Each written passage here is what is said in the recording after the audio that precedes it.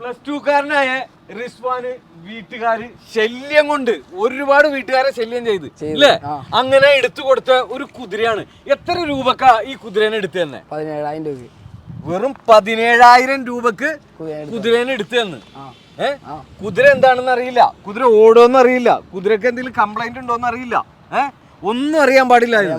എവിടെ പോയത് വാങ്ങിച്ചേ? അത് മാറമ്പള്ളി ശ്രീഭൂതപുരം. ഇങ്ങനെ വാങ്ങിച്ചു കൊണ്ടുവന്നപ്പോ ഈ കുതിര ഓടുവായിരുന്ന? ഓടൂലായിരുന്നു, ഒട്ടും ഓടൂലായിരുന്നു.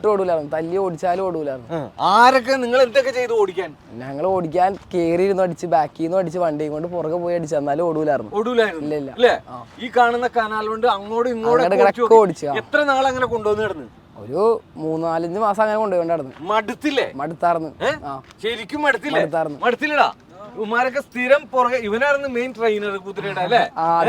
അല്ലേ? ഇവനാണ് കേട്ടോ ഇവിടുത്തെ മെയിൻ കുതിരയുടെ ആള്. എത്ര നാളായി കുതിരയുടെ അടുത്തേക്ക് വന്നിട്ട്? അവസാനം എങ്ങനെ കുതിര ഓടിച്ച്?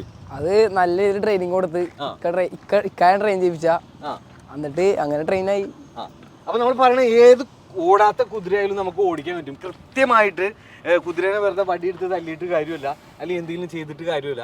കുതിരേനെ ട്രെയിൻ ചെയ്യാൻ ചില ട്രിക്കുകളുണ്ട്. അതിനെ തല്ലാതെ ഒന്ന് തലോടിയൊക്കെ ചെയ്ത് കഴിഞ്ഞാൽ സിമ്പിളായിട്ട് ഓടിക്കാം. ഇത് ആർക്കും ചെയ്യാവുന്ന കേസുള്ളൂ, അത് നമുക്ക് പറഞ്ഞു തരാം. ഇനി അപ്പൊ ഇത്രയും ചെറിയൊരു കുതിരേനെ നമ്മൾ വലിയ ആളുകൾ ഓടിക്കാൻ പറ്റുമെന്ന് നിങ്ങൾക്കൊരു സംശയം ഉണ്ടാവും. ഇങ്ങോട്ട് വന്നിടാ, ഇങ്ങോട്ട്. ഇനി എത്ര കിലോ ഉണ്ട്? 55 കിലോ. ഇനി ഇവൻ 90 കിലോ ആയിക്കോട്ടെ. ഏകദേശം 1 വർഷം 1-2 വർഷത്തിൽ ഇവൻ 90ലേക്ക് എത്തുവാ. ഇപ്പൊ എത്ര കിലോ കുറച്ച് നീ? ആദ്യം എത്ര കിലോ ഉണ്ടായി? 60 കിലോന്ന് ഇപ്പൊ എത്ര എത്തി? 55. ഇവൻ 6 മാസം കൊണ്ട് ശ്രമിച്ചാ വീണ്ടും 90ലേക്ക് എത്തണോ? എത്തണ്ട അല്ലേ? എത്തണ്ട.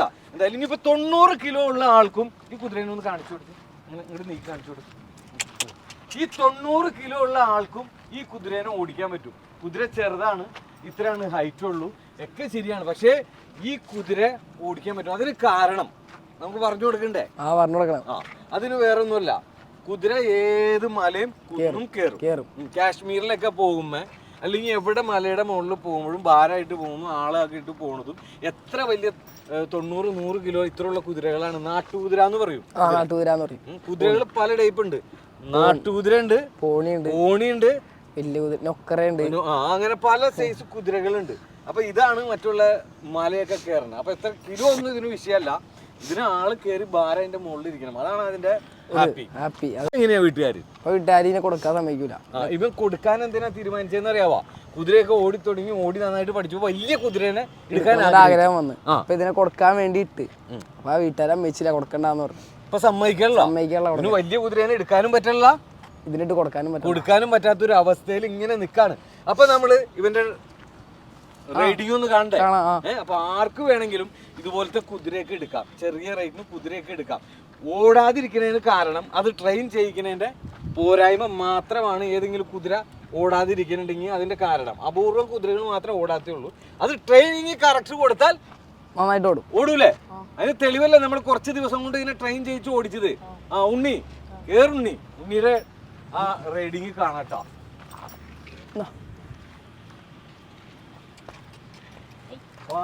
പറഞ്ഞു കൊടുത്ത് ഇപ്പൊ കുതിര ഉണ്ണി ഓടിക്കും.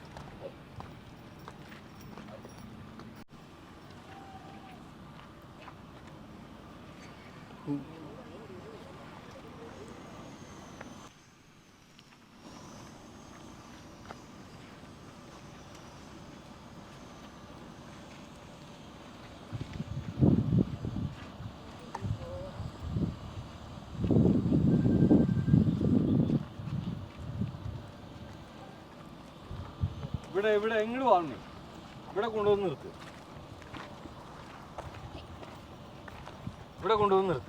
ഇങ്ങോട്ട് കൊണ്ടോ.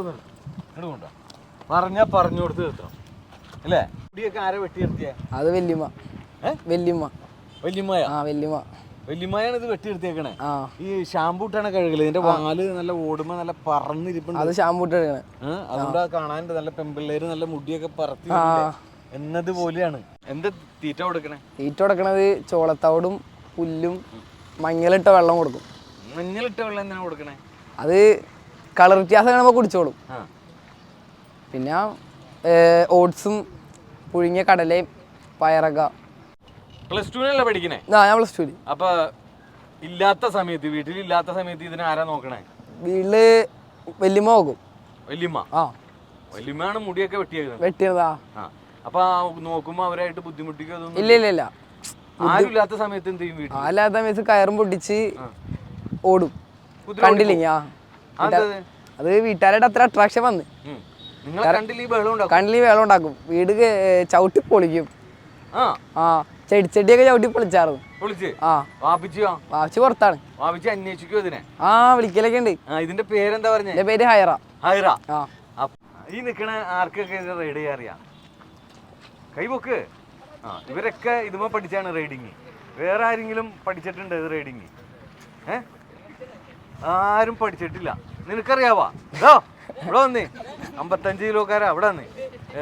നീ റൈഡിങ് പഠിച്ചിട്ടുണ്ടാ? ഓടിക്കാൻ അറിയാവാ?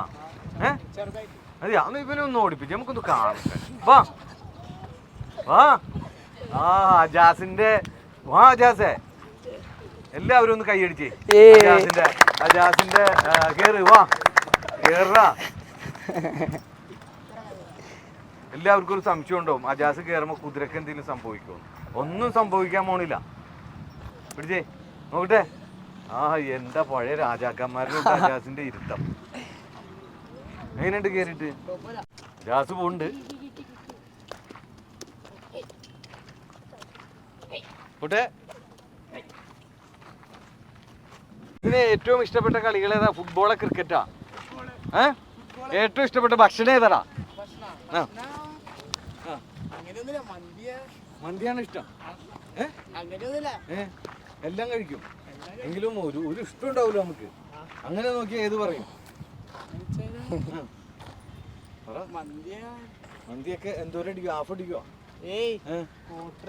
കൂട്ടറൊക്കെ പിടിക്കും അല്ലേ?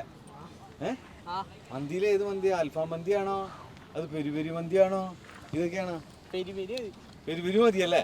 നമുക്ക് നോക്കാം. എന്തായാലും അടുത്ത തവണ നമുക്ക് ഇവനെ വെച്ച് നമുക്കൊരു പെരി പെരി മത്സരം നടത്താം അല്ലേ?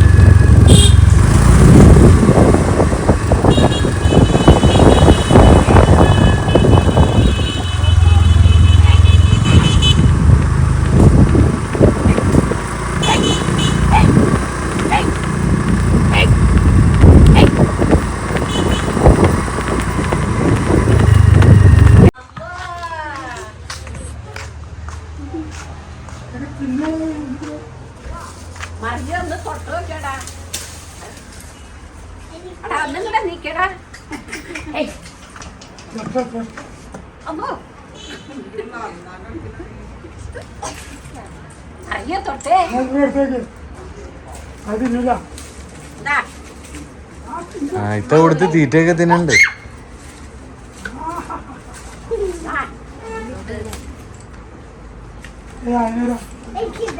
ആരോണ്ട്